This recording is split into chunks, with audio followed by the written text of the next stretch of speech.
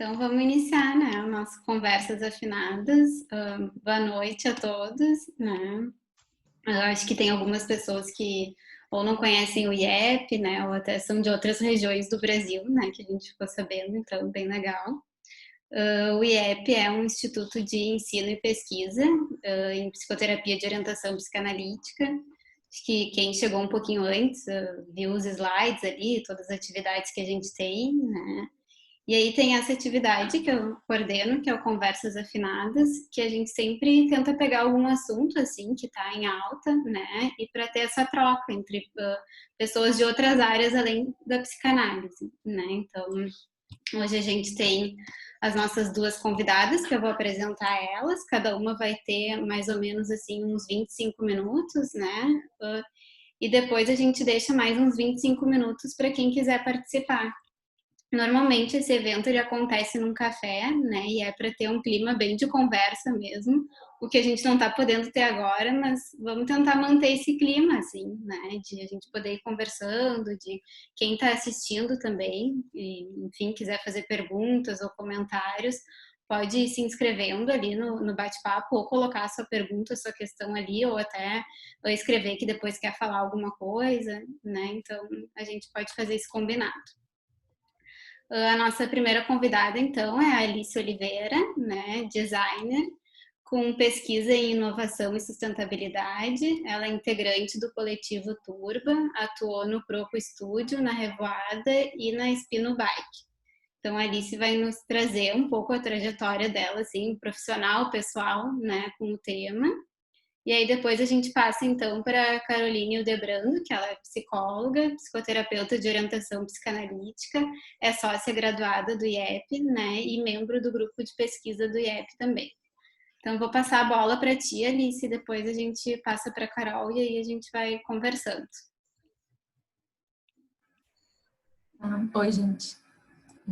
Eu tenho muito que me cuidar com o tempo. Eu sou uma pessoa que fala muito, que abre umas portas, assim, que eu acho que são muito importantes, mas que às vezes podem fugir do tempo. Uma coisa sempre legal de contar, assim, que eu acho que é como começou o meu encontro com o design, não era um desejo, assim, quando eu entrei na faculdade, que foi em 2009, eu pelo menos não tinha nenhum entendimento, assim, do que era o design. Acho que ainda tem ainda é uma área que está tendo entendimento do que é ainda hoje, né? Então, começou a ser institucionalizada no Brasil nos anos 50, 60, foi quando eu a primeira faculdade. Então, eu queria desenhar, então eu achei que era uma faculdade, né? Design, tinha desenho no nome, que era algo que eu gostava muito. Acho que um dos primeiros momentos que eu me conectei com o design foi numa cadeira de semiótica, logo no início da faculdade, que tratava muito da relação das pessoas com os objetos. Então era muito sobre essa, né, tanto sobre esse papel, né, que a gente tem como criadores de realidade e ao mesmo tempo o que essa realidade que a gente acaba criando gera na gente, né, de volta. Então isso para mim me deu assim um insight muito político sobre essa profissão, que era algo que até então talvez eu não tinha conhecimento. E eu fui no meu segundo ano de faculdade fazer um intercâmbio numa faculdade na Inglaterra, e lá tinha uma cadeira muito massa de seminário, onde tinha um debate bem mais aprofundado e filosófico sobre, né, áreas da qual a gente poderia atuar. E tinha um encontro que chamava Natureza versus Natureza. Então, que ela trazia assim, por quê, por exemplo, o questionamento era por que a gente enxerga uma colmeia e assume que a colmeia faz parte da natureza, sendo ela a construção das abelhas, né, como o lar delas. E quando a gente encara as nossas construções, as casas, os prédios, a gente enxerga isso como desassociado, né, completamente fora do que é natural. E isso me deixou assim muito encucada, assim, acho que foi a primeira pulga assim de entender o que é que a gente está construindo. E quando eu voltei, eu comecei a trabalhar num estúdio aqui em Porto Alegre, que chama Croco Studio, que é de uma artista plástica, Luísa Croco, que tem uma pesquisa há uns 40 anos sobre grafismos, assim, que tem uma conexão, né, ela chama topomorfose a pesquisa porque ela estuda os veios, né, são cortes de topo em madeiras de de árvores que foram, né, desmatadas na Amazônia e os anéis acabam criando, né, os anéis que são as estações, digamos, né? Tem aquela diferença entre o anel mais escuro e o mais claro de uma árvore, que é o inverno e o verão, né? O quanto de seiva e força ela teve que criar para se resistir, né, naquela estação. Então, tu começar a criar, a gente criava materiais gráficos e vários produtos e projetos em cima disso, começou também a entrar nessa relação do que é o criar, para onde que a gente está olhando quando a gente está criando essa realidade, né? Então, na faculdade também, nem todas as cadeiras eram sobre sustentabilidade, mas eu comecei a enfiar isso, assim, sempre. Eu sabia que meu TCC ia ser sobre lixo, era algo também que eu queria muito pensar, eu acho que vou tentar ser breve agora para ser mais longa sobre isso depois, mas eu desenhei uma extrusora, que é um equipamento que tu processa... Boa noite. Que tu processa qualquer tipo de polímero, que é os plásticos, né, em filamentos, que são fios. Então, eu queria poder transformar a sacola plástica, que é um resíduo que a gente tem muito abundante, mas que acaba não sendo reciclado por várias questões de mercado, porque é um plástico filme, então ele é muito fino e acaba sendo muito difícil de tu conseguir manejar esse material. Então, também existe um mercado que ele é muito voltado para matéria virgem, assim, né, que é o material que nunca foi usado. Então, a gente tem vários sistemas de consumo de material e produtivos, que é uma herança de revolução industrial, assim, desde seus primórdios, que ainda prioriza muito a matéria virgem, né, pura, porque ela ainda é barata, né, e é muito caro, então, reinserir materiais nos processos produtivos, assim. Esse meu TCC ele era totalmente voltado para o centro de viagem, então, ainda, principalmente no Brasil, são os grandes atores responsáveis pelo que é feito de reciclagem no país, então a gente deve muito a eles, e que acabam tendo uma remuneração muito pequena nesse processo de reciclagem, porque o que eles fazem, né, que é coletar e separar os materiais, é tido como de baixa importância comparado com processamento, por exemplo, que é quando tu de fato beneficia, tem esse nome, né, beneficiar o material, né, enfim. Então, era sobre também, aí começam a aparecer também essas outras esferas da sustentabilidade também, que é tu compreender que isso é sobre uma geração de valor ao trabalho de pessoas que fazem parte de alguns sistemas que valorizam vida, assim, né? E quando eu trabalhei com a Heloísa, quando eu estava nesse estúdio que eu comentei, ela me convidou para trabalhar com ela num projeto chamado Toque Brasil, que é um projeto que foi uma parceria do Sebrae com a ABEST, que é a Associação Brasileira dos Estilistas, e a gente foi para diferentes comunidades do Brasil, então foi Piauí ao Acre, conhecer comunidades de artesãos, e tem técnicas que são né, de povos nativos, povos que são brasileiros, são técnicas que são da nossa história, né, raiz, e que ainda há gerações vivas que contemplam esses saberes. E eu acho isso também uma coisa forte de pontuar, assim, esse momento histórico que a gente está, onde talvez para muitos desses saberes as próximas gerações já não vão ter contato, assim. Tem muito pouca documentação, muito pouca valorização ainda desse tipo de técnicas, né? Que também é consideração materiais que são daqui, né? Então, por exemplo, capim dourado, que é aquele capim que brilha no sol, que parece feito de ouro, assim, só existe no Jalapão, que é uma região, é o único lugar no planeta onde nasceu isso. É uma coisa muito surpreendente, assim, então é uma coisa muito importante daqui, né? E coco de babaçu, coisas assim. E então veio nisso essa história de resgatar, né? De resgatar de onde a gente vem, de resgatar o que é daqui e o que é o valor desse modo produtivo local. E quando se fala de resgate, né? No produzir, parece que tem um conflito de termos, assim. E o resgate parece ser uma coisa antieconômica, né, ou antiprodutiva, porque tem essa questão da manualidade, do processo de comunidade, né, tudo que parece ser contra o progresso nesse sentido. E existe uma universidade de economia, que eu sou conectada, que eu estudei tanto, eles têm tanto um braço no Brasil quanto na Inglaterra, que se chama Schumacher. E tanto os economistas dessa universidade como vários outros que fazem parte desse movimento que se chama a Nova Economia, eles falam sobre um resgate do termo, assim, da etimologia da palavra economia, que não à toa é muito próximo de ecologia. Então, eco vem de oikos, né, que é o termo da casa, logia é o entendimento e conhecimento, e nomia é a gestão e o cuidado, né? Então, como que é possível a gente fazer a gestão da nossa casa, né, a gestão dessa casa planetária, sem o conhecimento, né, sem o entendimento da ecologia? Então, duas coisas que parecem sempre muito antagônicas, né, quando a gente fala de produção. Tem uma pensadora econômica e urbanista chamada Jane Jacobs, que ela também traz algumas crises, né, ela traz problemas dessa crise, assim, da gente colocar os economistas, né, as pessoas que estão produzindo, quase como uma antítese dos ecologistas, dos ativistas, né? Sempre tem esse atrito, na verdade as coisas na sua origem andam juntas, né? Então, tornar medidas ecológicas como anti-econômicas não faz sentido, né? Porque é sobre a mesma coisa. Então, tem um livro que eu acho muito legal, que eu até falei para que de um jeito ou de outro eu ia mostrar, que é esse, chama Cradle to Cradle, que foi um dos primeiros livros que eu li durante a faculdade, tem cheio de comentáriozinhos, assim. E ele fala sobre princípios que é do berço ao berço, né? Que seria esse Cradle to Cradle. Então, ele é muito legal por propor, assim, novas maneiras de tu pensar sistemas econômicos e produtivos.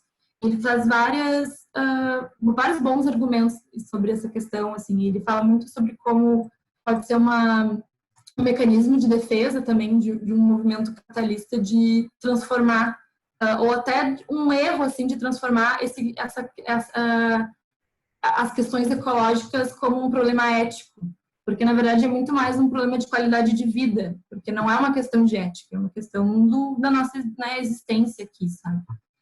Um exemplo que eles trazem que eu acho muito bonito, que é sobre a cerejeira, que não é cerejeira, mas todas as árvores, então que geram flores e frutos, e nem todas as flores viram frutos, e aquilo cai tudo no chão, e pessoas, né, se esparramam, parece que aquilo ali foi mal projetado, digamos, porque teve tanta perda, né, das flores que caíram no chão. Mas aquilo que não virou fruto e não virou uma árvore vai ser... vai acabar nutrindo o solo, né, e nutrindo aquela terra fértil para que outras árvores possam crescer. Então, é um sistema regenerativo de produção. E daí eles trazem essa pergunta, será que os nossos sistemas de produção também podem ser regenerativos? Porque por que a gente assume que a produção humana não é capaz de se regenerar e também regenerar o planeta como todas as demais, né? Porque nós somos também um lixo, né? No final das contas. E até essa é uma crítica que eu acho bem interessante, algumas pessoas que têm tentado revisitar o termo, né, do antropoceno, para ele, na verdade, se chamar capitaloceno, porque se a gente chamasse de antropoceno, a gente estaria negando uma habilidade humana de ser regenerativo, de ter outras formas de existir, sabe?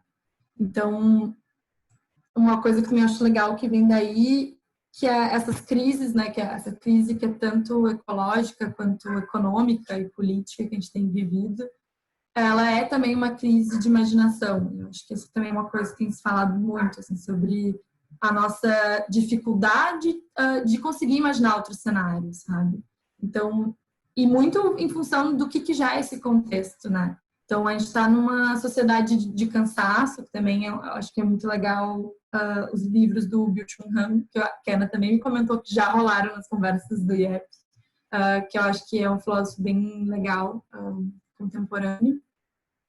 Então, nós temos essa sociedade de cansaço e de otimização, né, de processos, uma coisa assim meio robotizada da nossa existência, e realmente isso limita o que é humano, o que é criativo, né? Que é a nossa capacidade de inventar realidades, a nossa capacidade de imaginar outras possibilidades. Então, é possível que nossos resíduos, aquilo que resulta no fim da linha do que a gente produz, possa retornar. Então, depois que eu saí da faculdade, saí desse estúdio que eu trabalhava, eu fui trabalhar na Revoada, que é uma empresa de moda que faz acessórios com lixo, né? O que seria vulgarmente chamado de lixo, que são os nossos resíduos. E eu vejo muito, assim, acho que uma das coisas que eu mais enxergo como valiosa, assim, nesse tipo de negócio é essa possibilidade de mostrar possibilidades regenerativas de negócio. Então, As bolsas, os acessórios eram todos feitos de nylon de guarda-chuva e de borracha de câmara de pneu, né, de caminhão.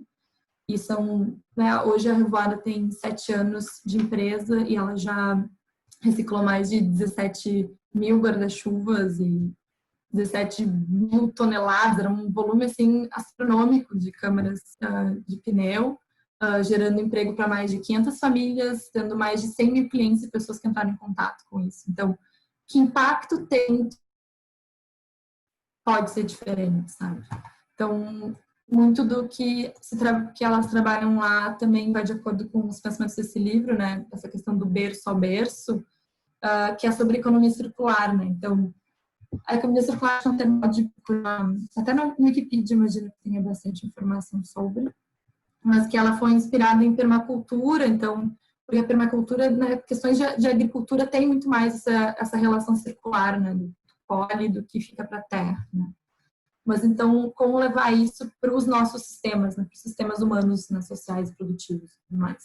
Então, é sobre otimizar recursos, é sobre tu fechar o ciclo, né, esse berço ao berço é sobre aquilo que, né, a gente processa as coisas de maneira linear, né? Então tu extrai do meio ambiente, enfim, tu extrai matéria, tu processa, né, tu produz coisas, tu entrega para consumo e do consumo ele é descartado. Então é um processo linear da vida daquele objeto, né? Enfim, daquela matéria, daquele insumo.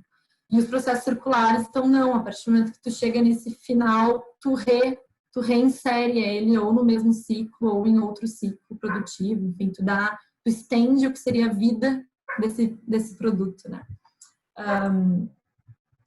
Às vezes também, a gente acha que um material vai ser reciclado, ele não é, isso é uma coisa que eu trago, assim, como muito problemática, assim, dessa comunicação do que é o mercado de materiais, né? Então, tu vê as pessoas falando, ele é reciclável. O reciclável, ele é só uma potência, né? Ele não quer dizer que aquilo de fato foi nem vai ser reciclado, né?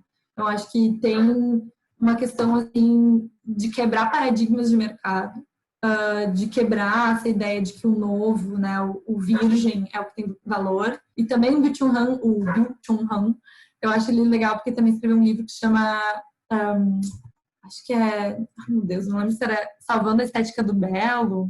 Deixa eu ver se tá dando no Google, mas depois posso buscar. Mas ele também fala muito sobre esses nossos desejos e as relações que a gente faz com o que a gente consome. E o primeiro capítulo é sobre o fascínio que a nossa sociedade tem pelo liso. Então, é uma crítica a essa questão, né, das coisas digitais serem todas, né, super lisas, tudo, as superfícies são super brancas, que é uma falta de apreço pelo imperfeito, pelo orgânico, pelo que tem história, pelo que já foi, né, usado e reutilizado. Então, dentro disso de se questionar e trazer novas quebras de paradigma, quando eu estava trabalhando na Revoada, eu comecei a pedalar. Então, porque eu me mudei muito para perto de onde eu trabalhava e podia, então, ir de bicicleta para o trabalho. E isso acabou virando um amor, uma obsessão. E eu fui sócia, então, de uma fábrica de bicicletas, por uns 4 anos. E muito numa vontade de poder possibilitar isso para outras pessoas. Assim, para mim foi muito importante poder existir na cidade pedalando. Então, quando tá, né, eu acho que nos momentos de isolamento que a gente vive agora, esse também é uma discussão legal, né, de ter. Então, quando tu dentro de um carro, tu tá, né, involucrado ali dentro daquela carcaça, né? Tu tem uma conchinha tua que te desconecta completamente daquele espaço que é público e coletivo. Né? Então, a tua existência na cidade é só de deslocamento, né? Tu vai da tua casa para o trabalho para qualquer outro lugar. Então, tu não interage com esse espaço que é coletivo.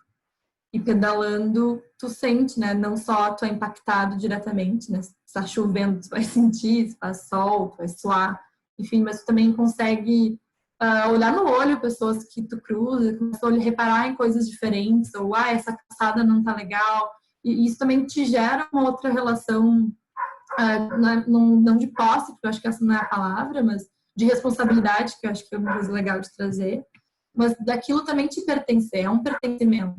Então, a partir do momento que tu começa a ampliar o teu espaço, o que é o teu território, isso também vai ampliar o teu território em outros aspectos, que também é isso. Eu cuido da minha casa, eu cuido do meu lar, então, né, voltando para a economia, para essa questão da gestão do lar, da nossa casa, essa provocações de mudança de paradigmas e de maneiras de existir permitem ampliar isso, né? Ampliar o teu espaço de cuidados. E até, né, fui trazer dados de carro, porque eu sou muito uma pessoa que gosta de falar sobre isso, e tem um documentário no Netflix muito bom, que chama Bike versus Cars, acho que o nome segue sendo em inglês, mas ele não é no sentido de guerra, né? Não é versus de, tipo, a briga entre o carro e as bikes, mas sim de cidades que são planejadas para carros e cidades que são planejadas para pedestres ou ciclistas, enfim. Então, como também promove uma vida que a gente chama mais sustentável, porque ela também traz todas essas pessoas que moram, né, e que podem exercer sua cidadania de uma maneira mais coletiva. Então, por exemplo, São Paulo, 60% das viagens de carro são entre 2 e 5 quilômetros, e 5 quilômetros, 20 minutos de bicicleta. Então, tu tem como, né? Mas daí, isso pensando numa coisa prática de tempo, porque também quem está no trânsito pensa, mas às vezes quando está engarrafado, de carro vai acabar vendo uma hora, né? Mas a questão das cidades também é que muito do espaço público tem esse peso de que não é seguro, né? Existe muita violência nas nossas ruas. Então, é uma coisa meio ovo e a galinha, assim, também, né? Que quanto menos pessoas ocuparem a rua, mais inseguro vai ser para quem tá, ou, né? Quanto mais grades as casas tiverem, quanto mais muros, tudo isso torna o espaço da rua mais inseguro. E, ao mesmo tempo, então, as pessoas não querem ir. Então, se as pessoas ocuparem, fica mais seguro, mas, né, tu sente menos a fim de ir. Então, qual seria o start, né? E isso começa a gerar muita ansiedade em pessoas, porque, de novo, nessa sociedade e que tem essa questão de né, a sociedade de desempenho, que também é um termo que ele usa, se o nosso desempenho é sobre salvar o planeta, a gente quer dar o nosso máximo. E o que é o máximo que eu posso fazer? Eu não vou mais comer carne, eu não vou mais consumir isso, eu vou fazer menos. E isso também começa a gerar, assim, até porque são termos que, né, assim, eu acho que, né, esse é um debate psicanalítico, acho que é legal trazer assim, né? O que essas palavras podem causar, né? Tipo, reduzir, impacto zero, né? Ser zero. Então, acho que tem várias coisas ali que começam a afetar muito, assim, o psicológico das pessoas. E até estava lendo uma revista sobre ecologia que falou sobre os novos termos ecológicos, que é a eco-ansiedade, ou qual era a ecoculpa, que eu acho que é a coisa mais forte, assim, também, né? Porque eu acho que existe essa confusão entre tu tomar consciência e a partir de, então, ser responsável pela tua atitude, ou essa responsabilidade se tornar uma culpa, né? Que eu acho que vai muito contra, eu acho, o caminho, né, que a gente está buscando ir.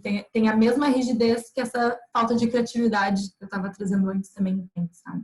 Então, falando nisso, né, uma sociedade de desempenho, então quando a gente quer salvar o planeta, reverter o quadro enorme que se apresenta, a gente começa a se apavorar, né? Porque a gente vê isso, é uma crise climática enorme que está muito acima de todos nós, então como é que a gente vai fazer para salvar o planeta? Eu acho que as gerações mais jovens, a gente até percebe sobre como temos jovens ativistas no mundo, né? Eu acho que eles já nasceram com uma barra muito pesada, assim, tipo, e até misturando assuntos, tem 4 minutos, eu posso fazer um único comentário aleatório, que eu estava lendo sobre a Billie Eilish, que é aquela cantora pop, assim, super do momento, que ganhou todos os prêmios no Grammy, e ela é super, super triste, assim, muitas coisas das letras dela são sobre depressão, ela fala muito abertamente sobre isso e sobre justamente também crises climáticas, ela introduz isso nas canções pop dela, então que retrato é esse, sabe, já de uma juventude que carrega um peso muito grande de salvar o planeta, assim, sabe, então isso pode gerar uma ansiedade enorme, assim, meio desesperadora,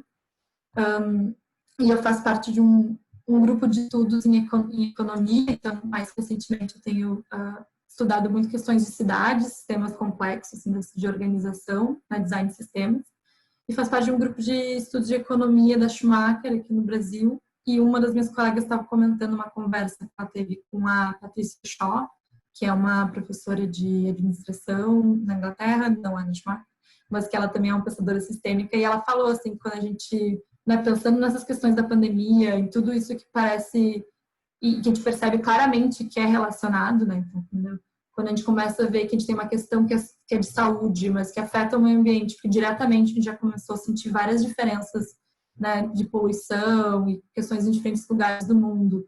Mas também o fato da pandemia existir tem uma relação muito forte com o desmatamento. Tem também uma série bem legal do Netflix, que se chama Explicando, que traz um episódio sobre pandemia, que eles lançaram em novembro do ano passado, assim, uma coisa quase assim, ET Bilu, assim, prevendo o futuro.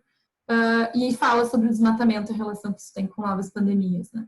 Eu acho legal também de darem uma olhada. Mas que ela fala, então, isso, que a gente está vendo essa grande, né, está emergindo problemas muito grandes, né, enormes, mas que, na verdade, não dependem de um único ator, né? Então, não é uma pessoa, um país, né, ou um governo, ou uma empresa. Então, são vários atores, várias as atitudes que são repetidas, né, ou que se sobrepõem, ou que se impactam, ou que reverberam em diferentes lugares, que se somam, né, para que eventualmente tenha, né, o termo, eles falam de emergence, né, que é um termo de práticas sistêmicas, quando aquilo se soma e parece que brotou do chão, né, do nada a gente tem Covid, do nada a gente tem, né, tipo, fogo na Amazônia, então as coisas não brotam assim do chão do nada, né, elas estão ali fervilhando, várias coisas estão acontecendo e eventualmente aquilo, né, é uma eclosão, digamos.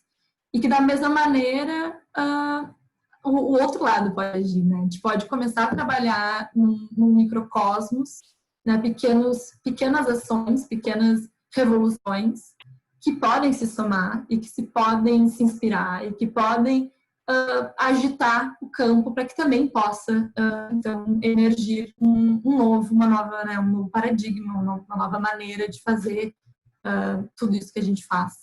O que não quer dizer que é algo que a gente vai ver, a gente aqui nessa sala, né? Então, porque as coisas também têm o tempo das coisas, né? A gente não muda nenhum processo, a gente estuda ali a era, né, medieval, na Idade Média, blá, blá.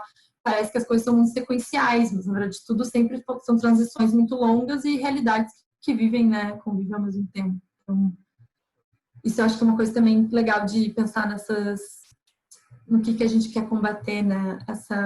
Acho que umas 2 semanas atrás, e acho que esse vai ser meu comentário final, estava conversando sobre todo esse movimento também de problemáticas raciais, né? Então, também emergindo com muita potência no mundo, e que, claro, não é algo de agora, e que justamente isso, né? São gerações e gerações que sabem que elas estão lutando contra algo que já existia antes delas nascerem, e que provavelmente vai continuar existindo depois que elas morrerem. Então, é sobre tu lutar, né, por uma coisa que é muito maior do que o teu tempo. E que eu acho que é justamente, assim, o grande elo, assim, do início ao fim, assim, na minha fala, né, falando sobre o que eu aprendi quando eu comecei a estudar isso com a Heloísa, no Croco Studio, há muitos anos atrás, observando os anéis das árvores, é que o tempo do planeta é outro, né? A gente cria um tempo fictício que as coisas são do jeito que são, mas as coisas, elas vão da nossa parte do jeito que nos cabe.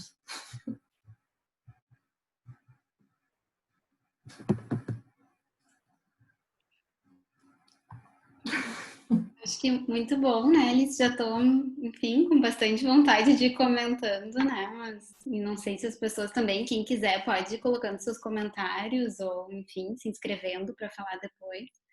E agora a gente segue com a Carol, então, para trazer, eu acho que muito da tua fala dessa complexidade, assim, do assunto também, né? Então, vamos seguir com a Carol e ver o que mais que vai surgindo.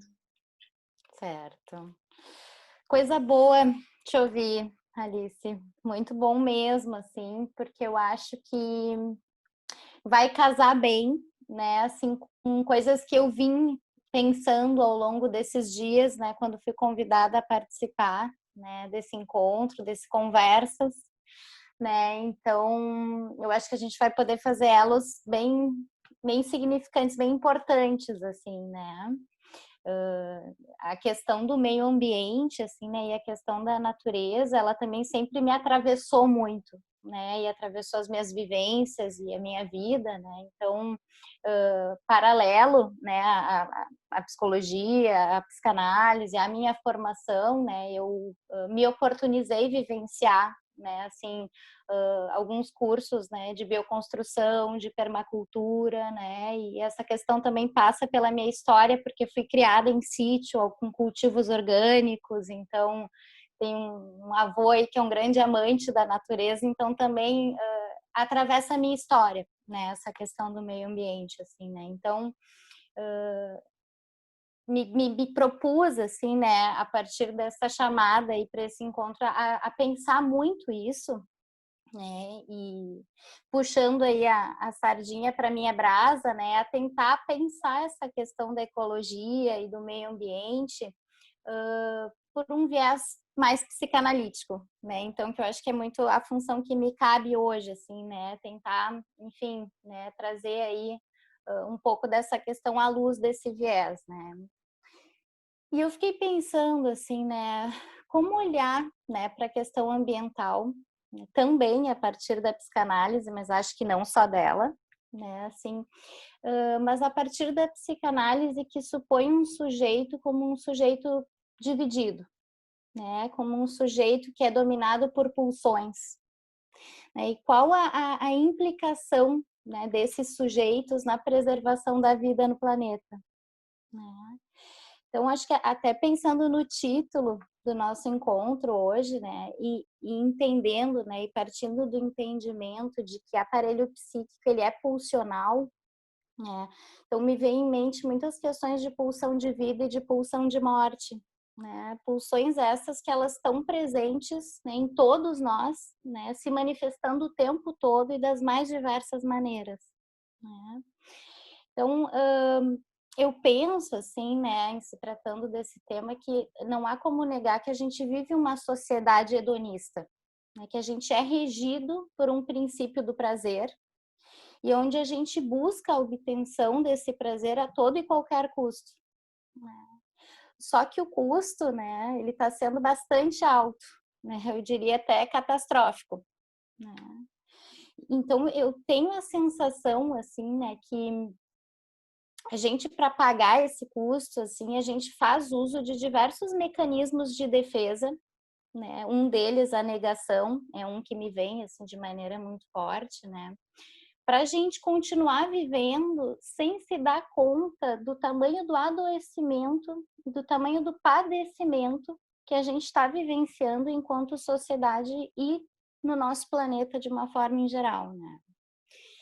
Então, me parece que há uma ideia, e tu até trouxe ali no início da tua fala, assim, que eu acho que é algo que é bem importante da gente pensar, né? Que há uma ideia de que a gente está separado dessa natureza, né? Há uma cisão, assim, né? De que a gente está separado dessas florestas, desses oceanos, desses animais, desses rios, né? Como se a gente não pertencesse a um mesmo sistema, né?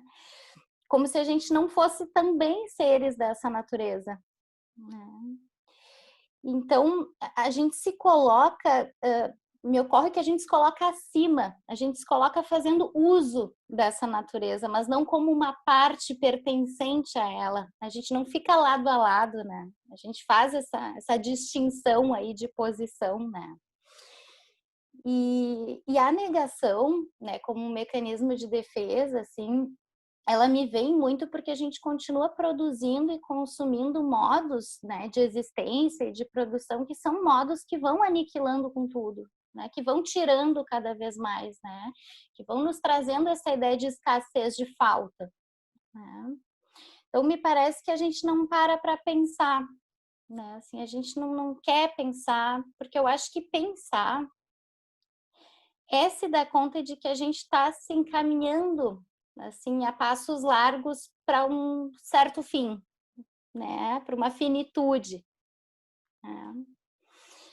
E eu não sei, assim, até onde, assim, a finitude de alguns dos recursos que até então a gente usou e usa e faz uso, né, no sentido de usar mesmo, assim, enfim, já estão deixando aí realmente de existir, né? Então, por esse viés, assim, né, eu acho que é como se houvesse, assim, uma desmentida, né, assim, uma dissimulação, tá, da realidade, né, e da verdade, né, assim, no sentido de a gente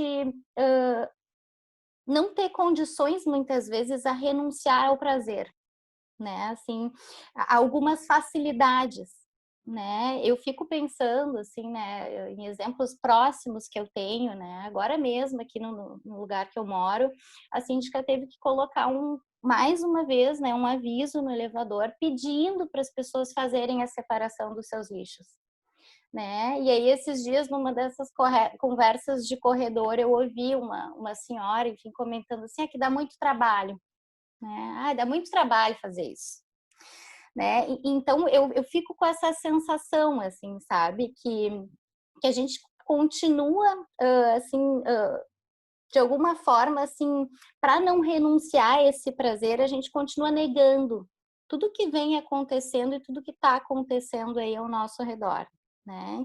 Então a gente continua propagando uma fuga da finitude, né? Assim, uma não responsabilidade, né? Assim, uma falta de responsabilidade pelas decisões mundanas, como separar um lixo e as suas consequências, né? Pensando dentro disso também, eu anotei algumas coisas também, né, que tu foste trazendo, assim, né, eu fiquei pensando se a gente não teria que pensar, né, e repensar, né, o ser a partir da sua finitude, né, então, talvez aí até possa entrar o grande papel da psicanálise, né, fiquei pensando que talvez muito mais do que eu vir aqui falar a respeito de teorias psicanalíticas que embasem o entendimento da questão ambiental, né? Eu fico pensando assim que a psicanálise, ela é uma ferramenta que ela tem um poder de subversão, né? Ela tem um poder de desconstrução, de questionamento e de reflexão, que eu acho que tem muito a contribuir nesse sentido, né? Que eu acho que cabe aí como grande função, né? A psicanálise, ela se propõe também, de alguma forma, assim, né, a resgatar a verdade dos sujeitos, né? Então, eu acho que para a gente tentar entrar um pouquinho aí nessas verdades, né, a gente tem que falar também, né, eu acho que não tem como não falar, né, de uma grande estrutura que existe aí, né? Então, se a gente pensa em estrutura, né, pelo viés psicanalítico, né, a gente está falando de funcionamento, né, a gente está falando de organização, né, de um modo de funcionar e de se organizar enquanto cultura e sociedade, né, e obviamente enquanto sujeitos individuais que vivem e que habitam nessa cultura e nessa sociedade, né? Então, assim, né, como tu dissesses, né, então as mudanças climáticas, né, elas são preocupantes, né, a extinção de diversas espécies, né, é algo muito real.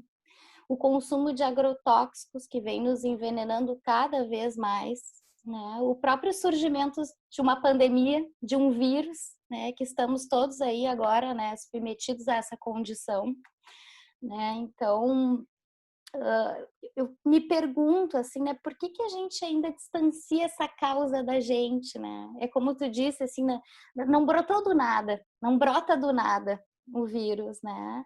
Por que a gente às vezes continua fingindo que tá tudo bem, né? Ou afasta, é muito trabalhoso, não vou separar o lixo, né? Pô, 10 minutos a mais ali do meu dia, daqui a pouco não dá, né?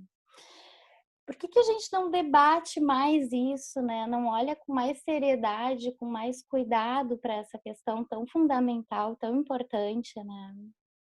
Esses dias eu estava assistindo um evento, né? E o convidado, ele lembrou de uma frase que eu acho que me marcou e que eu acho que também cabe a essa temática, né? Onde me parece que era numa correspondência entre Freud e Charcot, né, onde ele dizia que é importante que a gente possa falar, repetidamente as mesmas coisas, até que em algum momento elas possam falar por si mesmas, né? Enfim, eu acho que a gente fala pouco, e acho que consequentemente a gente pensa pouco, né? Eu acho que falar mobiliza, mexe, movimenta, que eu acho que é imprescindível para a gente pensar essa estrutura que a gente vive, esse funcionamento, essa forma de se organizar que a gente vem vivendo até então, né? E acho que quando a gente pode se oportuniza ir mais a fundo, né? Não só pensando assim no que a gente pode fazer dentro da nossa casa, né? E também naquilo que a gente pode ensinar para os nossos filhos, enfim. Acho que a gente se dá conta que existe toda uma estrutura capitalista que ela não mede esforços para os mais ricos ficarem cada vez mais ricos e os mais miseráveis cada vez mais miseráveis, né? E passando por cima de qualquer cuidado ou lei de proteção com relação ao meio ambiente, né? Então eu acho que essa estrutura ela vai varrendo aí milhares de hectares, por exemplo, na floresta amazônica, né? Eu estava vendo dados, né, de que a pecuária ela é responsável por 80% do desmatamento na Amazônia, né? Então não tem como a gente não falar disso aí também, né? Não tem como não falar dessa grande estrutura que vai girando e que vai movimentando também tudo isso, né? Então, eu tenho a sensação, assim, que a gente pode pensar que o consumo não consciente, né, aquele que a gente não pesquisa, né, que a gente não vê a procedência, que a gente não identifica como é que foi produzido, e o capitalismo, né, que eles talvez sejam algumas das principais e grandes doenças mentais da nossa época, né? Então, eu não acho, eu acho que é importante também trazer uma outra crítica, tá? Dentro disso, assim, que eu não acho que seja todo mundo que possa ter esse questionamento e que possa ter essa crítica, porque eu acho que por trás dessa engrenagem toda, assim, também tem muita gente que só está tentando sobreviver e encher a barriga no final do dia, né? E ter que dar de comer ali para a família, né? Então, que não alcança essa crítica, que nem consegue, nem pode, devido às circunstâncias que vive, às vezes, alcançar essa crítica. Mas eu acho que quem tem condições de pensar e de repensar isso daí, e inclusive pensando em governantes, em donos e representantes aí no mercado e cada vez maiores, essas pessoas que talvez poderiam pensar, me parece que elas não ligam, elas não pensam, né? É a busca pelo capital e pelo poder a todo e qualquer custo, né? Assim, inclusive se pagando com a vida, né? Assim, obviamente dos mais vulneráveis, né? E não só essas grandes potências multinacionais e de linhas de produção, mas a gente que pode tentar saber um pouco mais daquilo que a gente consome, né? E quem sabe escolher um pouco melhor, fazer escolhas mais sustentáveis, né? A gente muitas vezes também não pensa, né? Então, é isso, dá trabalho pensar, né? Pesquisar, se informar, ir atrás. Há um investimento psíquico, né? É um trabalho psíquico que requer um investimento de libido, muitas vezes, para alguns, bastante grande, né? Porque há que se abandonar muitas coisas que até então estavam confortáveis ou que se conheciam como certas, e há que se abandonar algumas verdades. Então, há uma desconstrução grande aí, né? E importante, necessária, né?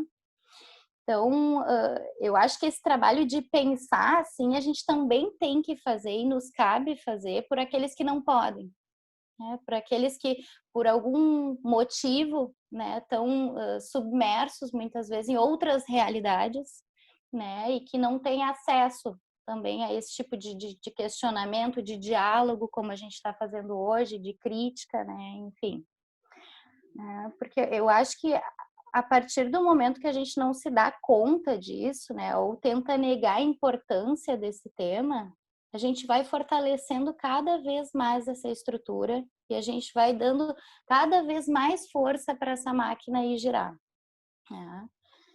E, de novo, assim, quando eu falo disso, assim, eu me vem muito, assim, eu penso muito nessas empresas gigantescas, assim, também que usam diversos tipos de recursos naturais, né, e nas quais muitas vezes elas continuam sendo sustentadas por nós, né. Então, eu pensei muito até, assim, e até fui atrás, enfim, de alguns dados, assim, eu me lembrei muito, nós tivemos recentemente, né, um crime gravíssimo ambiental, né, na barragem do Córrego do Feijão, em Brumadinho, né, em Minas Gerais. Então, se a gente for parar para pensar, assim, né, que foi uma barragem que se rompeu e que soterrou 13 milhões de metros cúbicos de lama tóxica, né, levando tudo que encontrava pelo caminho, pessoas, animais, florestas, casas. A gente tem diversos exemplos, né? Coca-Cola, Nestlé, Pepsi, que são as maiores poluidoras dos oceanos aí, de que se tem notícias que são grandes empresas e que nós consumimos dessas grandes empresas e fortalecemos a existência dessas grandes empresas aí, né? E aí eu penso assim que a sensação que eu tenho às vezes é como se a lei ela não atingisse, ela não abrangesse essas estruturas, né, essas empresas assim, né, essa engrenagem, né, ela me parece ser constituída de uma força onipotente que ela se coloca acima da lei e muitas vezes acima até de um pensamento coletivo, de um desejo coletivo, de um desejo de uma localidade, enfim, né? Como no caso ali de Brumadinho, né? Enfim. Então, eu acho que a gente está falando, né, assim, de uma estrutura e que essa estrutura, ela se organiza de uma forma perversa, né? Ela tem um funcionamento perverso, né? E perverso no sentido de que perversão, né, ele é um fenômeno sexual, mas ele também é um fenômeno político, ele é um fenômeno social, ele é um fenômeno histórico, né, e ele está presente em vários níveis e em todas as sociedades humanas das mais diversas composições de estruturas, né? Então, perverso também no sentido de corromper, de depravar, de perturbar justamente o estado natural das coisas, que eu acho que é muito o que a gente está trazendo hoje aqui, né? Pensando, né, pelo viés psicanalítico, assim, né, a perversão, né, em psicanálise, ela seria, assim, exatamente o resultado da falta de um recalque, né? Então, se a gente pensasse por esse viés, né, e pensando no recalque como um mecanismo de fuga do desprazer, né, onde ele quer evitar sentir o desprazer, né? Então a gente está falando aí, me parece que de uma organização que ela não consegue abarcar a frustração, né? O não, a impossibilidade, né? É como a lama de Brumadinho, né? Assim, ela vai varrendo tudo em busca da obtenção do prazer, né, do poder, do capital, né?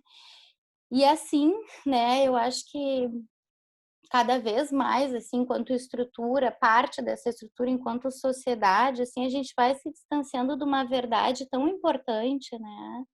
Uma verdade que, ao mesmo tempo que ela é muito importante, ela também é muito difícil de lidar, né? Porque é uma verdade que ela carrega a finitude, que ela carrega a escassez, que ela carrega a falta nela, né? E acho que pensar em falta sempre nos coloca numa posição de tanto desamparo, né? Assim, quando a gente está em contato com ela, né? Por isso que me parece que às vezes é tão difícil abarcar essa questão, trazer ela para mais pertinho da gente, sabe? Para dentro do fazer, do nosso consumir, né? Porque há que se pensar num grande sistema, né? Assim, que também existe por trás disso, né? Assim, que implica muitas vezes inconscientemente em escolhas que a gente faz, né? E que tá aí, né? E que tá acontecendo, né? Então, me parece assim que a partir disso, assim, a gente percebe então que há um sujeito moderno, né? Um sujeito que está mergulhado num processo de uma certa alienação, né? Talvez até pelo desamparo que essa finitude, né, aí de recursos traga, né? E me parece que esse processo de alienação, assim, né, ele vai conduzindo uma busca por objetos que deem conta de uma insatisfação, né, onde tudo parece faltar, né, e nisso a gente vai se encaminhando para um destino mórbido, assim, de destruição da vida, né, de destruição de vários aspectos que esse conceito aí abrange, né. Só que a gente não pode fugir para sempre dessa verdade, né? Assim, mais cedo ou mais tarde a gente vai ser atingido, se já não estamos sendo, né? Se formos pensar no que está acontecendo agora, no que a gente está vivenciando agora, né? Mundialmente, né? Essa questão pandêmica, né? Então, me parece que já há um grito aí, né? Um apelo que não é nem um pouco silencioso, né? Gritante até, eu diria, né? Assim, da possibilidade daquilo tudo que a gente conhece, né? E que a gente tanto necessita, que é a natureza, que é o meio ambiente, né? Dele daqui a pouco não tá mais aí, da forma como que até então a gente, né? Assim, buscou conhecer, né?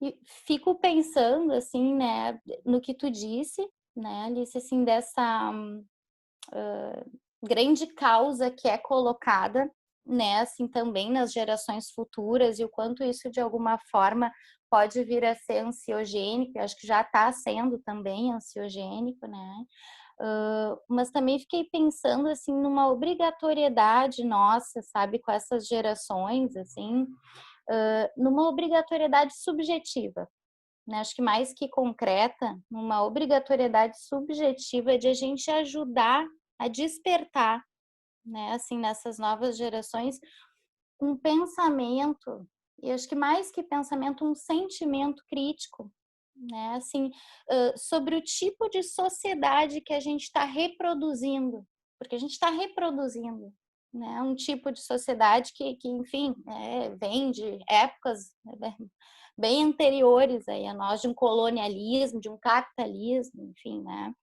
e também, assim, da gente poder pensar, assim, né, e talvez trazendo para essa obrigatoriedade subjetiva aí também, né, que valores que a gente vem elegendo até então, né? Que valores são esses que a gente vem elegendo até então? Né? Enfim, acho que tem muita coisa aí para a gente poder agora discutir, né? Assim, dentro disso, né? Eu acho que é como eu disse, assim, eu acho que sempre dá para aprofundar mais, né? Eu acho que aqui pude trazer assim um pouco das questões que me ocorreram, né, em relação a esse tema, mas eu acho que a gente lida com algo quando fala, né, assim, dessa questão do meio ambiente, que ela é muito grandiosa e que eu acho que quando a gente fala dela, a gente não tem como, né, não falar, assim, de capitalismo, de consumo, né, de formas de existência, né, de grandes engrenagens aí que vão, né, assim, conduzindo muitas vezes a nossa sociedade para determinados resultados aí bem catastróficos, assim, né? E o como isso muitas vezes está tão impregnado, assim, que se torna um fenômeno subjetivo, onde muitas vezes a gente realmente não para pensar, para criticar, para reavaliar, né? Assim, a gente está tão mergulhado às vezes nesse sistema, assim, tão inebriado por esse sistema, que às vezes fica tão difícil, assim, né, da gente conseguir fazer esse corte, da gente conseguir abrir esse caminho de reflexão tão necessário para uma possível mudança, né? Então, bom, acho que meu tempo também está se encerrando, né? Então, fico por aqui, então, para a gente ver o que suscita disso daí. Obrigada, Carol. Acho que a gente tem bastante pano para manga, né? Eu vi que algumas pessoas foram comentando ali, eu não sei se a Andréia, a Isabelle, o João, se querem falar ou se preferem que eu leia as suas questões, né? Se vocês quiserem falar, me sinalizem ali que a gente abre para conversar. Acho que eu vou... Tá, Andréia ali perguntou, frente a tudo isso que está sendo trazido, como vocês colocam o movimento vegano no mundo?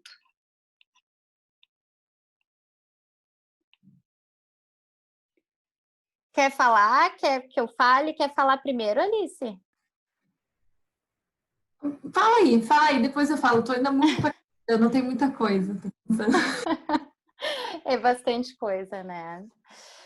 Andréia, eu acho um movimento extremamente necessário, né? Eu acho que quando a gente fala em repensar, né, em questionar os nossos modos de existência, um deles é pela via da alimentação, né? Como eu trouxe aqui, né, os dados a respeito do consumo da carne, da criação de gado e da agropecuária são muito preocupantes, né?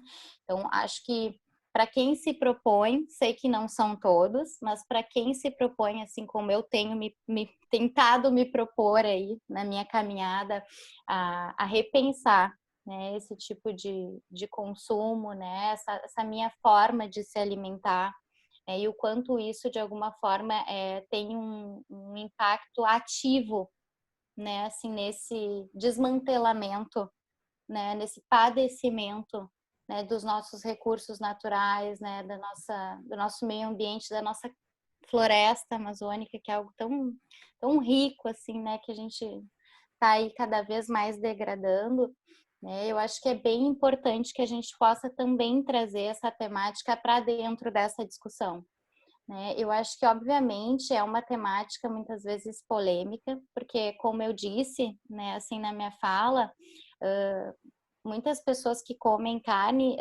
têm uma obtenção de prazer nisso, né? A gente é regido por esse princípio do prazer. Não é fácil abdicar de alguns prazeres e de modos, né, de se existir, né, e de se consumir, que já estão tão impregnados na nossa cultura, principalmente para nós também aqui no Sul, né, a cultura gaúcha, do churrasco, a questão social que isso tem, né, a função social que tem esse consumo de carne aqui também para nós, não só aqui, mas pensando também, né, aqui.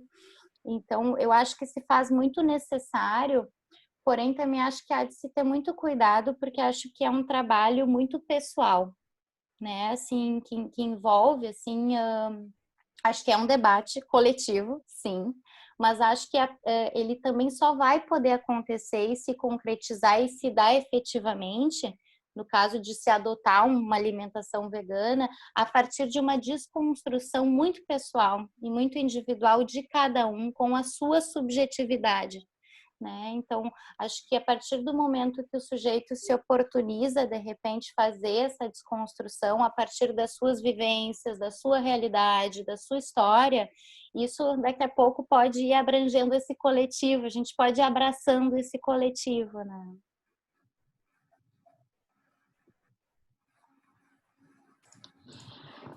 Não vou seguir, então, com as questões, né? Conforme vocês quiserem ir comentando, fiquem à vontade. A Isabelle trouxe que é a segunda vez hoje que vejo a análise do sistema capitalista e consumo não consciente. Realmente é uma questão muito delicada. Acho que eu vou trazendo, vou lendo para vocês os questionamentos e daí a gente vai juntando, enfim. O João trouxe, pois me ocorreu nesse sentido também o processo de não escuta do urbano das demandas do rural, como se não estivéssemos conectados. Digo isso, pois o debate de construção de alternativas, como produção em agrofloresta, etc., é feito por muitos movimentos sociais campesinos e povos originários. Que é isso? Querem falar? Acho que um ponto legal sobre essa demanda de cidades, né?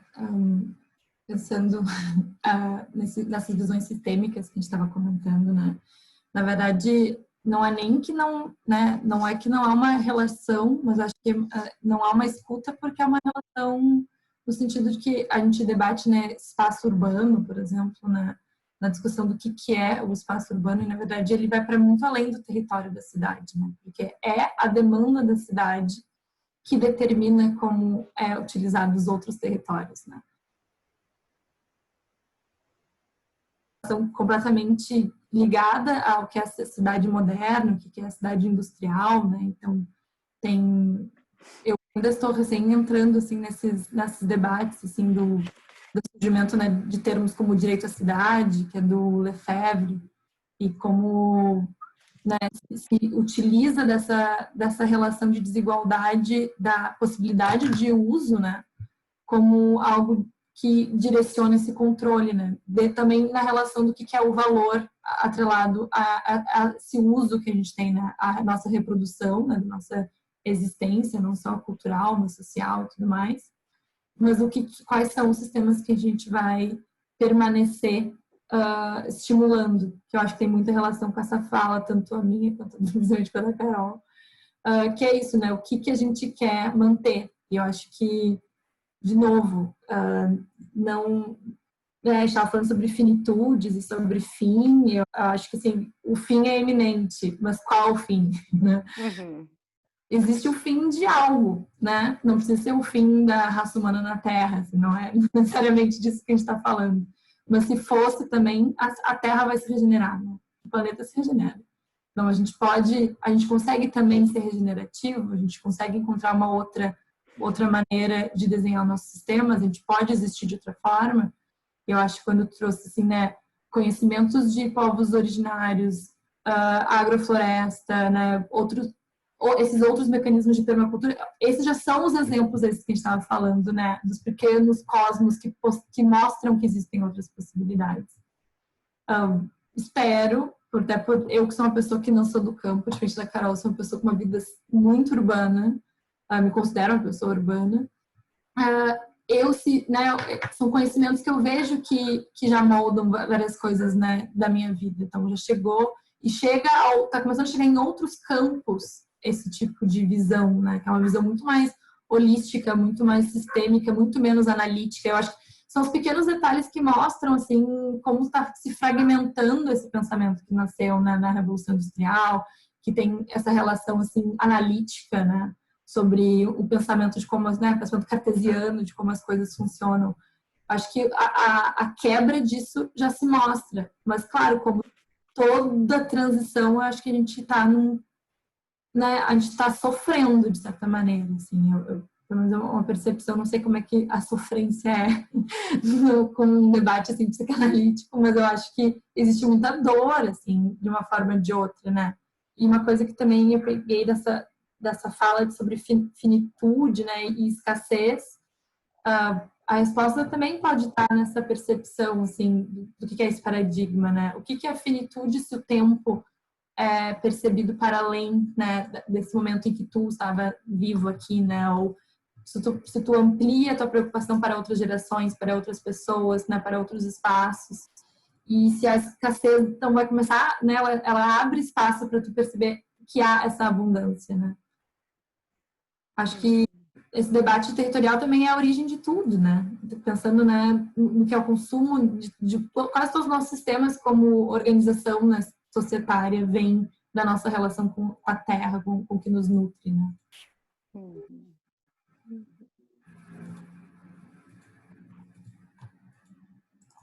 Tem um comentário também, né? Vi que a Nicole quer falar também, mas eu queria comentar, assim, que é muito bom escutar vocês também. E acho que a Carol ficou muito com um lado, assim, de trazer, assim, poder falar, assim, da nossa dificuldade de entrar em contato com o tema e poder pensar sobre isso, né, no nosso dia a dia. E a Alice trazendo o que a gente pode fazer com isso, assim, no trabalho dela, né, o que, enfim, apesar dessa dificuldade de a gente entrar em contato, o que dá para fazer, né, seja no design ou, enfim, outras profissões, né. Me lembrei muito do que a gente conversava ali sobre os objetos, né? A gente estava conversando assim que quando, claro, a gente não sabe como cada área opera, né? Às vezes a gente acaba tendo uma distância assim, mas muitas vezes ou um alimento ou um objeto a gente às vezes não entra em contato que tudo foi pensado e de onde é que veio aquilo, né? E no design a gente estava conversando um pouco isso, assim, que cada questão de um objeto ela é pensada, né, e como vai ser estruturada e que uso vai ser feito daquilo, né, foi criado de algum jeito, assim, né, então fiquei pensando um pouco nisso, né, também no viés de vocês duas, assim, na nossa conversa. A Nicole gostaria de falar. Nicole? Oi, gurias. Oi. Muito bom ver vocês. Eu fiquei pensando assim em algumas coisas, assim mais em relação à perversão, mecanismos, né, que a gente vê tanto no indivíduo, como a Carol disse, como também na sociedade, né? Assim, a gente vê, né, governos muitas vezes se eximindo, né, de fazer alguma coisa contra tudo isso que vem acontecendo, né? A gente vê o nosso próprio governo Bolsonaro, né, simplesmente culpando, por exemplo, na questão desse crime ambiental que aconteceu na Amazônia, bota a culpa na Greenpeace, né, e não toma uma atitude frente a isso, que também é um crime ambiental, não fazer algo para tentar reduzir o dano que foi feito às nossas florestas, né? Tanto a questão também das manchas de óleo que tiveram nos nossos mares aí, que foi uma questão bem difícil, né?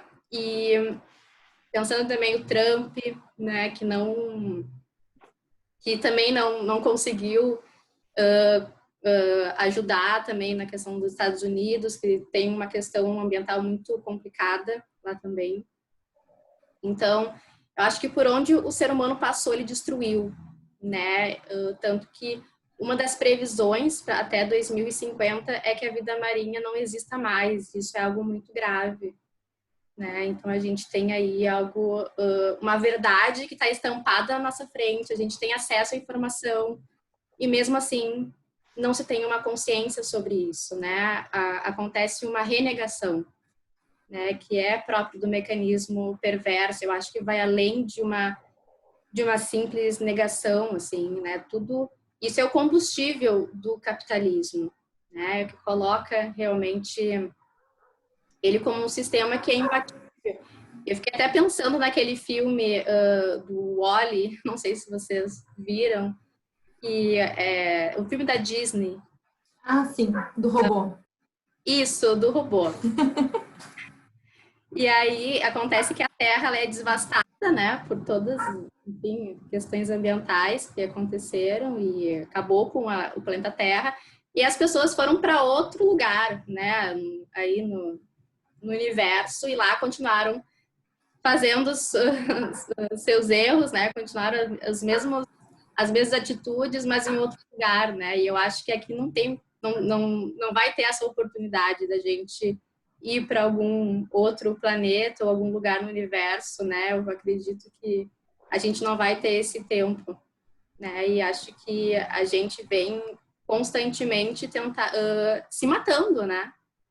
É um suicídio coletivo que a gente tem feito, porque a natureza ela faz parte. A natureza muitas vezes, né, as pessoas acabam vendo como algo muito distante, né? A natureza é lá na Antártida que o urso está morrendo, né? Ela não está aqui debaixo do meu nariz.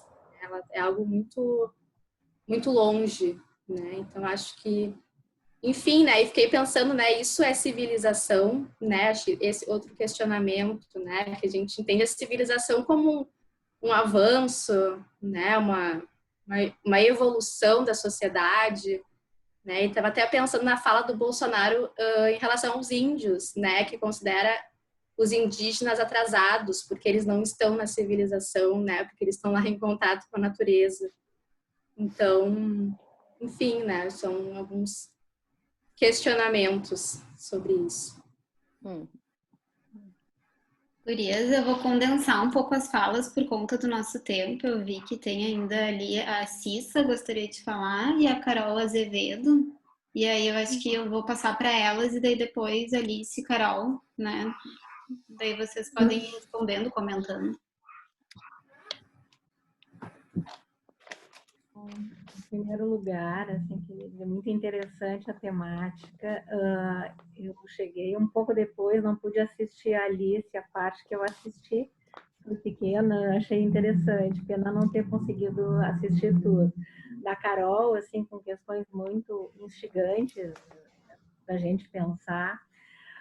E o que eu fui pensando enquanto vocês foram assim, desenvolvendo a fala de vocês, assim, muito das civilizações, das mobilizações que as civilizações podem estar se deparando, e fui pensando que a gente vem vivendo o que alguns autores chamam de pós-modernismo, com o avanço assim da sociedade, onde há toda uma modificação de muitos anos atrás, de estruturação de família, uma velocidade nas informações, que muitas vezes a mente não é capaz de dar conta. Tu queres saber alguma coisa, tu teclas na internet e sabe o que está acontecendo lá do outro lado do mundo. Então, a gente tem visto assim, que é uma velocidade de informações e de transformações que vem acontecendo de uma maneira geral no mundo, uma regressão importante, que a gente vê assim tantos problemas mais sérios que vêm acontecendo com os indivíduos e com as sociedades. Então, se a gente for pensar, não é à toa quando se fala de líderes, por que as pessoas escolhem esses líderes? Né? Então, tem muitas das identificações que vão se dando na escolha dessas pessoas que estão aí. Né? Numa sociedade que vai numa linha que eu concordo que a Nicole trouxe, assim, que vai indo para algo muito mais assim de imediatismo, de narcisismo, de olhar para si, não se preocupar com o outro, e por aí entra o não cuidado com a natureza. Né? Então tem lá as pessoas fazendo desmatamentos na Amazônia, não se preocupando que lá vivem índios, que é importante a natureza, e qual é a relação disso das relações entre os homens, né? Assim, de não se preocupar com o outro, de olhar só para si, os seus interesses, de ter vantagens pessoais, mas que se a gente vai ver na história das civilizações, já teve momentos que não estavam tão regressivos como a gente está vivendo agora, né?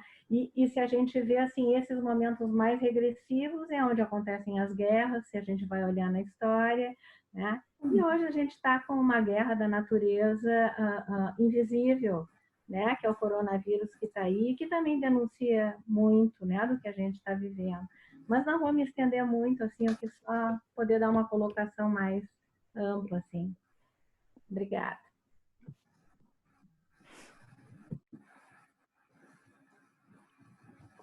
Carol, tu queria falar também? Sim.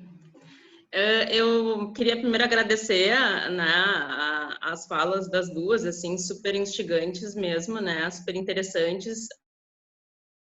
Vocês estão conseguindo me ouvir bem? Uhum. Sim. Tá. A da Alice, na área dela ali do design, né, falando sobre a sustentabilidade, assim, a gente fica paralisado ouvindo, assim, porque instiga, assim, é super curioso, né, e da Carol na nossa área, assim, puxando, né, a sardinha, né, para o nosso lado, assim, mas eu fiquei pensando, assim, que quando eu e a Ana, a gente pensou nesse tema, né, mexeu muito, pelo menos comigo, assim, pensando muito no momento atual que a gente está vivendo. E à medida com que vocês foram falando, assim, eu fiquei pensando nos movimentos que aconteceram há pouco tempo atrás, assim, né, bem no início da pandemia, quando o pessoal correu de uma forma assim angustiada e não pensada assim para supermercado, no sentido assim do consumo exagerado, sem pensar na questão do meio ambiente, sem pensar no outro, sem pensar no meio ambiente, né? Então, assim, das duas formas que o ser humano encara esse momento, assim, né? Tanto dessa forma, assim, mais angustiada, que não tem espaço para pensar, né? Não tem espaço para entrar em contato com o que a gente está sentindo e vai mais no impulso, quanto por um outro lado, assim, que a gente conversou muito, eu e a Ana, né? No sentido, assim, de quando tem um outro movimento que vai para o lado, assim, da pulsão de vida, né? Quando a pessoa consegue parar, consegue pensar, consegue sentir, né? Consegue ter um entendimento diferenciado, assim, desse momento. Tem um outro lado que aparece, assim, né? No meio ambiente se transformando, nas águas, né, sendo despoluídas, até nessas movimentações sísmicas, assim, mudando também, né? Tudo muda, assim. Alguns animais, assim, que estavam em extinção aparecendo de novo, né? Então, tem esses dois caminhos, assim, que é super interessante pensar nesse momento também, né? Então, só para acrescentar. Nossa, a gente precisa de duas horas para conversar. Eu ia dizer exatamente o mesmo. Gurias, a gente não tem muito tempo, né? Até às 7h30, mas então, se vocês quiserem ir falando e já a gente finalizando, né? Só vi que tem uma outra pessoa que colocou, se vocês já aproveitarem também, se tem sugestão de livros, filmes ou documentários sobre o meio ambiente. Então, os comentários que vocês quiserem fazer, a gente já vai se encaminhando para o final. Eu até queria deixar essa dica, assim, para quem é da área, não só para quem não é da área da psicanálise, para quem é da área da psicanálise, enfim, acho que é uma conversa que me enriqueceu muito assistir, que é uma conversa que tem no YouTube com o Ailton Krenak, que é uma das maiores lideranças indígenas que nós temos aí, né, no Brasil. Ele tem até um livro, assim, que é bem interessante, que o nome é Ideias para Adiar o Fim do Mundo. Então, ele tem uma que ele faz essa conversa, ele dialoga com a Sueli Rounik, que é uma psicanalista que também se dedica muito aos estudos assim da questão do capitalismo, no como isso acaba desaguando na questão ambiental e em tantas outras de micropolítica, macropolítica. Então eu deixo essa dica assim desse vídeo. Então é Ailton Krenak e Sueli Rounik, é uma conversa entre os dois na UFRJ, acho que foi ano passado. Vale muito a pena, faz a gente pensar bastante e se questionar, né? Enfim. Mas já se encaminhando então para o final, assim, né? Eu queria dizer, assim, fiquei pensando nisso que a Nicole trouxe, assim, né? Ela deu o exemplo até desse desenho, né, do robô, dessa migração para um outro planeta, que é isso, né? Assim, não adianta a gente mudar de planeta, né? Porque para onde quer que a gente vá, a gente vai carregar esta forma de existir que a gente vem até então existindo, né, com a gente.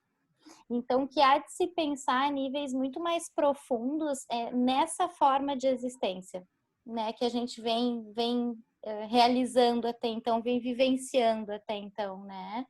E pensando no que a Carol disse, assim, né, que nós vivenciamos aí no início da pandemia também, né, as pessoas desesperadas indo no super, aquele consumo exacerbado de coisas, às vezes tocando em casa, né, enfim, da gente pensar que pode parecer contraditório e paradoxal, mas na verdade o consumo exacerbado, ele leva justamente à escassez, né? Então, quanto mais um tem, menos sobra para o outro, né?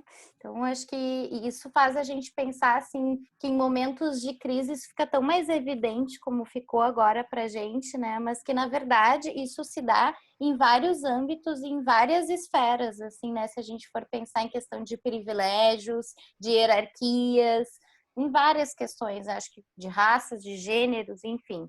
Acho que a discussão ela é muito ampla, mas eu me despeço por aqui, agradeço a oportunidade, né, de estar aqui discutindo algo que eu acho que é tão necessário e tão importante para a gente estar sempre pensando. Obrigada. Uma fala para concluir, que eu acho que eu não vou concluir muita coisa nela, assim, porque eu realmente acho que tem várias pontas abertas, e eu acho que seria justamente interessante deixá-las abertas, assim, para reflexão. Pensando acho que essa questão da fuga do planeta, eu acho que já é um ponto muito interessante, assim, como início, né? Eu acho que 1 ano e meio atrás eu me encontrei com a Rosana Pinheiro Machado, que é uma antropóloga aqui de Porto Alegre, que eu gosto muito, também já é uma dica de leitura. E ela comentou assim, isso era um momento bem pré-eleições, assim, de Bolsonaro. Ela falou que o capital está desesperado. Verdade.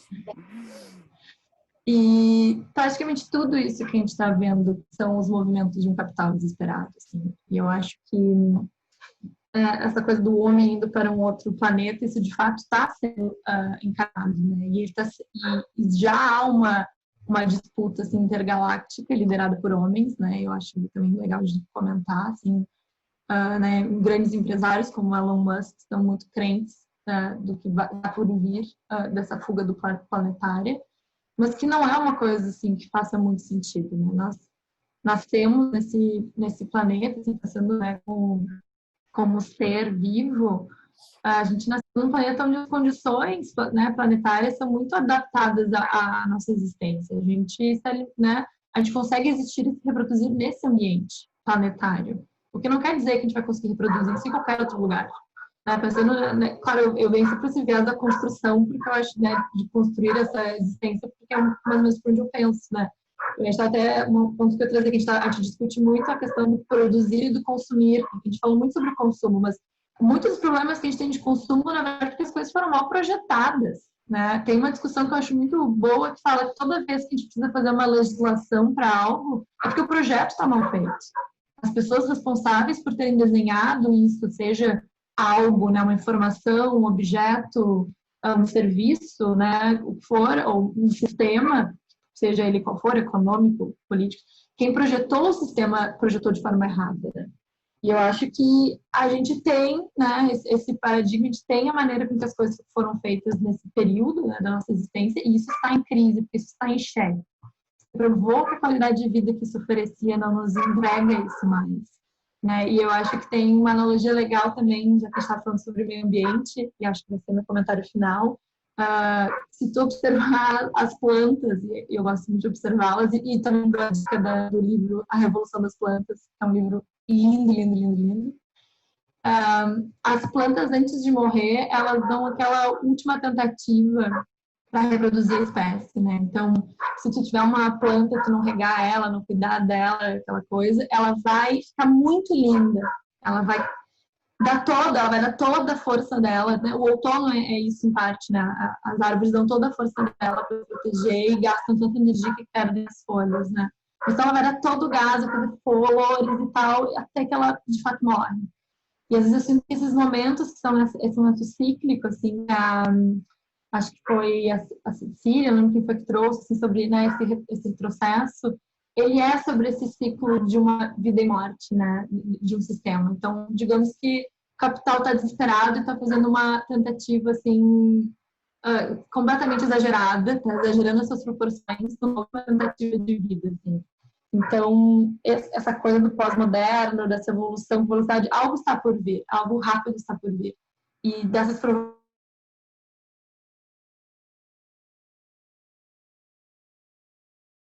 interessantes, um que chama James Lovelock, que ele é um ecologista, eu acho, como base.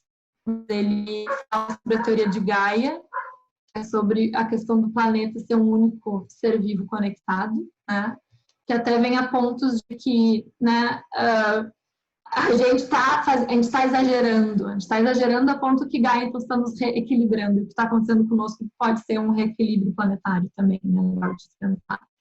Ele tem um livro novo também, que se chama O Novaceno, que é sobre o que vem depois do Antropoceno, que eu acho bem também interessante, que traz já uma relação de como as tecnologias do futuro vão se relacionar conosco, assim como nós nos relacionamos com as plantas. Ele faz essa relação super, super interessante, assim, acho que também dá muito, muito assunto. E por último, um italiano chamado Franco Berardi, que também faz críticas muito interessantes ao sistema econômico e fala sobre a questão do controle e abraçar o caos. E também sobre potências femininas, que eu acho que também uma coisa que foi muito legal de analisar também na maneira como diferentes países, né, reagiram à pandemia. Países liderados por mulheres se deram melhor. Por que será? Então, não é todo ser humano que destrói, no fim. Bom, gurias, vamos se encaminhando para o final, né? Mas, assim, agradecer muito em nome do IEP, né? A presença de vocês, ao público também. Acho que foi muito bom, assim. Eu sempre saio muito enriquecida das conversas, assim, né? E também, bom, acho que um agradecimento especial e final também, porque hoje foi o último Conversas dessa gestão, né? Que é um evento que eu venho coordenando há 4 anos, né? O Conversa segue, mas segue com uma, enfim, né, com uma nova gestão. Então, um agradecimento especial para minha dupla, a Carol, né, Azevedo, que a gente vem pensando juntos, assim, os assuntos, né? E sempre tem sido muito bom. Então, em nome do IEP, muito obrigada a todas, a vocês. E acho que tem várias dicas ali, várias coisas para a gente seguir pensando. Então tá, é isso. Uma boa noite, bom fim de semana.